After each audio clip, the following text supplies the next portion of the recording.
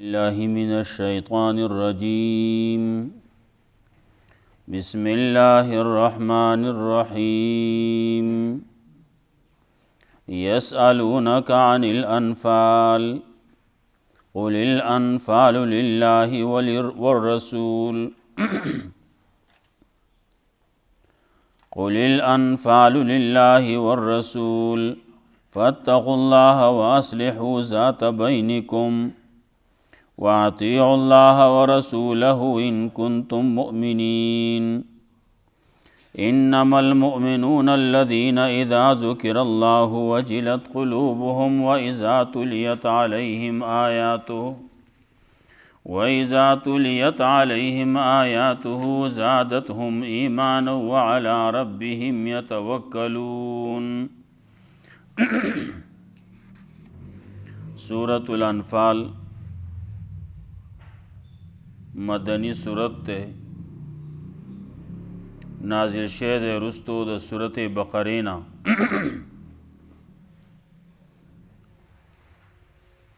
صورت اعراف ختم شویو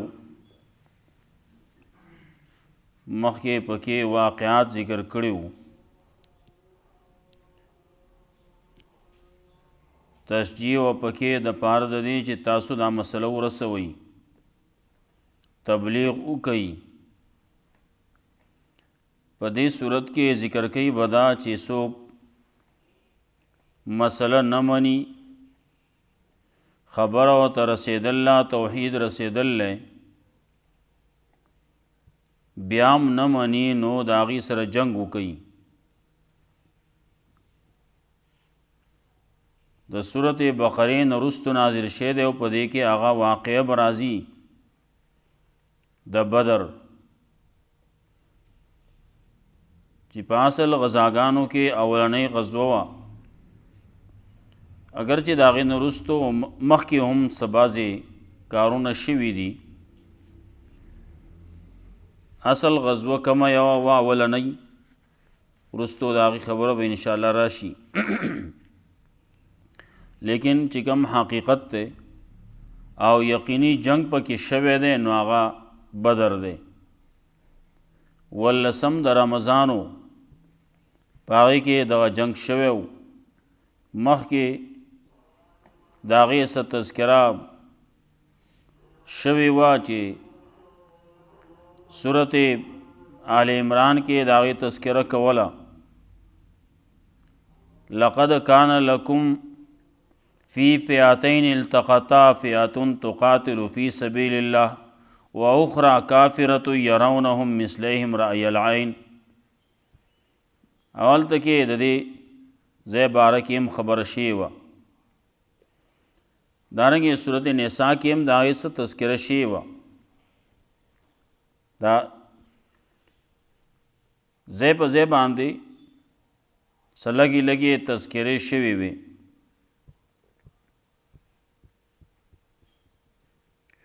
دلته کې خاص د هغه جنگ تذکره به کوي. دارنګې مخکې مسله د توحید چې ذکر شوه نو دلته کې چې څوک توحید نه مني نو هغه خلق کافر دي نو جنگ ورسره وکوي. نو په دې صورت کې تذکره به کوي یو د جهاد فی سبیل الله او یو د مال غنیمت تذکره به کوي.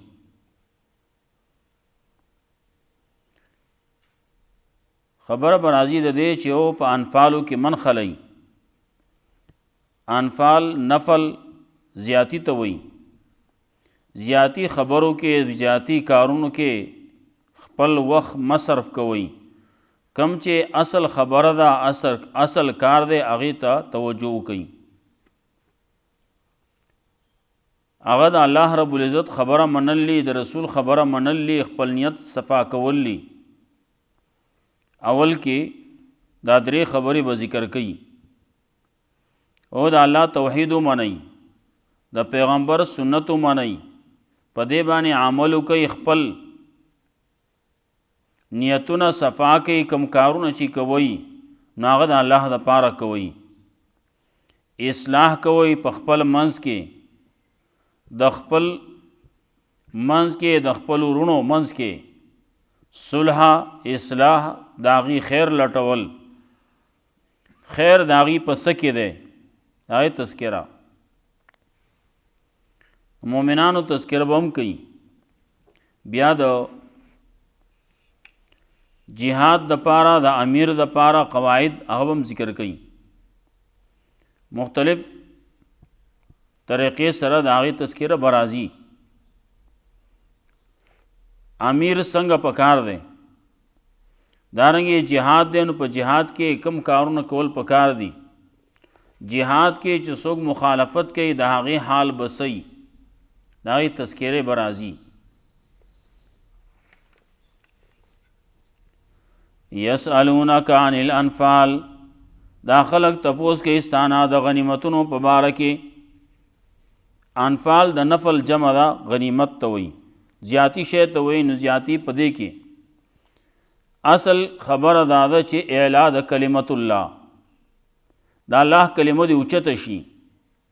جنگ کې نو د څه دپاره به کې؟ دې دپاره نه چې ما ته مال غنیمت میلاو شي، مال میلاو شي، ځمکه میلاو شي، جیداد میلاو شي، بل څه میلاو شي. نه نه، دنیوي اغراضو دپاره نه، د دې دپاره چې د الله رب العزت د توحید خبره، د توحید کلمه هغه دې اوچته شي. دین دې په خلقو کې راشي، دین دې په عالم کې غالب شي، دین دې په نورو ادیانو باندې غالب شي. دې دپاره یسألونک عن الانفال، دا خلق تپوس کوي ستانه د غنیمتونو په باره کې. قل الانفال لله والرسول، ورته ووایه د دې غنیمتونو ورکول دي د الله په اختیار کې، والرسول او د رسول په ذمه باندې دې تقسیم. الله یې ورکوي او پیغمبر یې تقسیموي. الله یې ورکوي، دا مال غنیمت الله ورکوي. نو د تقسیم طریقه چې ده نو هغه الله او رسول به ښیي. نو په هغې طریقې باندې به تقسیمیږي. وروسته به د هغې تذکره راځي. فاتقوا الله واصلحوا ذات بینکم، ناولنۍ خبر دا چې تقوا پیدا کړي ځان کې. فاتقوا الله، د الله نه ویریږئ، واصلحوا ذات بینکم، او اصلاح کوئ په خپل منځ کې، خپل مابین کې د یو بل اصلاح کوئ، د یو بل خیر لټوئ. واطیعوا الله ورسوله، تابعداري کوئ د الله او د الله د رسول. ان کنتم مؤمنین، کې یی مؤمنان. انما المؤمنون الذین اذا ذکر الله، یقینا مؤمنان هغه کسان دي کله چې یادولی کېږي، کله چې تذکره کولی کېږي د الله.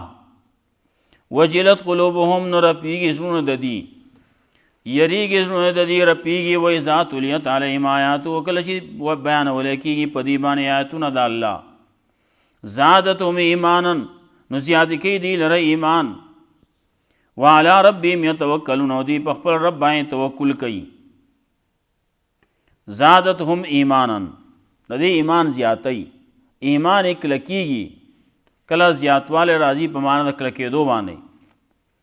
نو دوی په ایمان کې ښه کلک شي، مضبوط شي. کله چې د الله کتاب وایي، اذا تلیت علیهم آیاتو، کله چې د الله کتاب، د الله آیاتونه لوستې کېږي، په دې باندې بیانولی کېږي، په دې باندې، نو د دې ایمان نور کلکېږي او مضبوطېږي.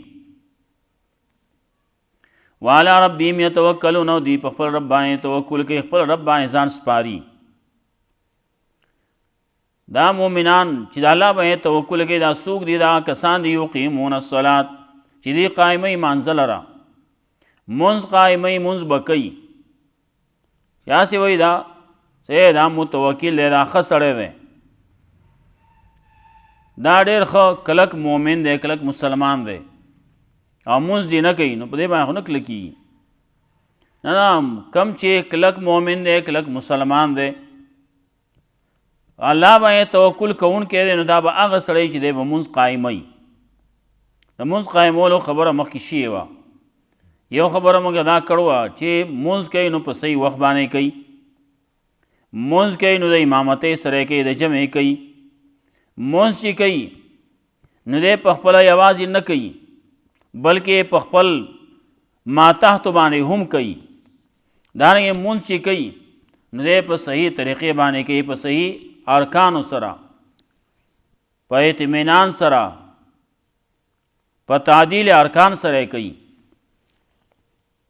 ومما رزقناهم ينفقون، او بعضې د هغه نه چې موږ رزق ورکړلی دی له خرج کوي د هغې نه. الله وایي ما وله رزق ورکړلی، څه چې وله ورکړلی، که هغه مال وله ورکړلی نو هغه مال د الله په لار کې خرج کوي. دله ځواني ورکړی شوی دی نو ځواني د الله په لار کې خرج کوي.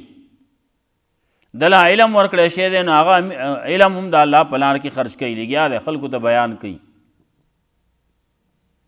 نو چې کله دغه صفتونه پکې نو اولئک هم المؤمنون حقا، نو دا کسان دي مؤمنان په رښتیا، په رښتیا باندې دا مؤمنان دي، کلک مؤمنان دي، مسلمانان دي.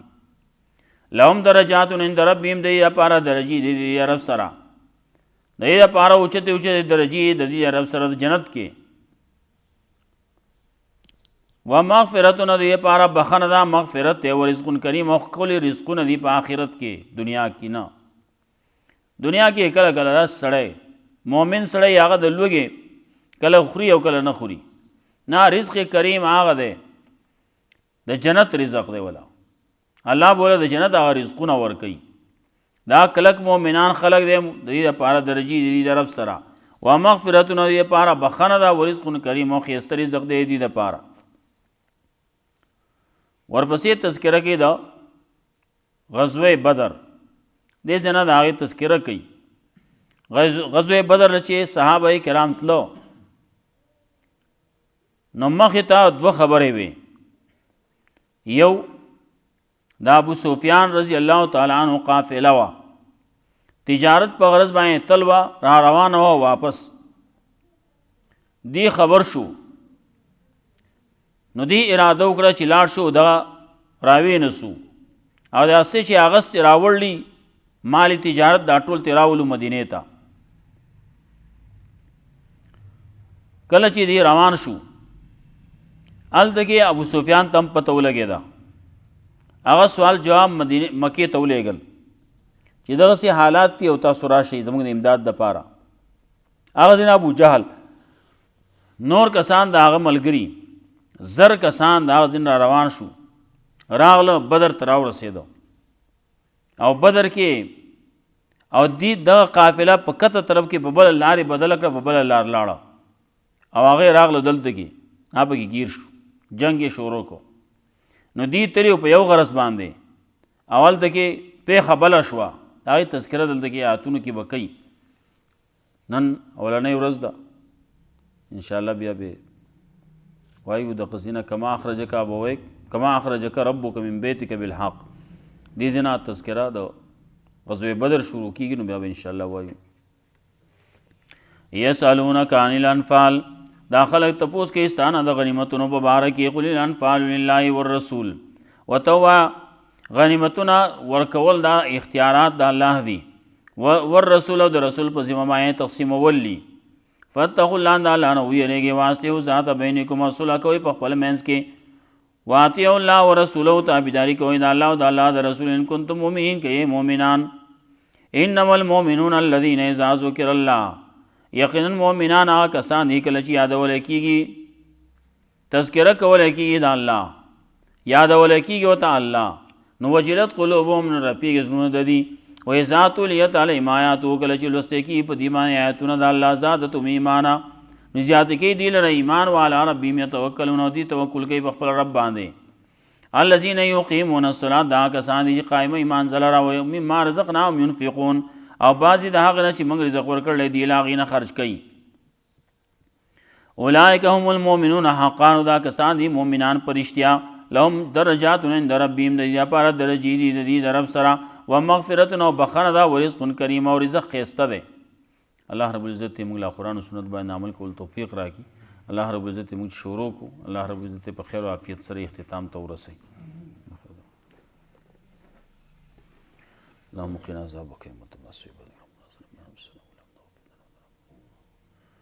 ربنا لا تزغ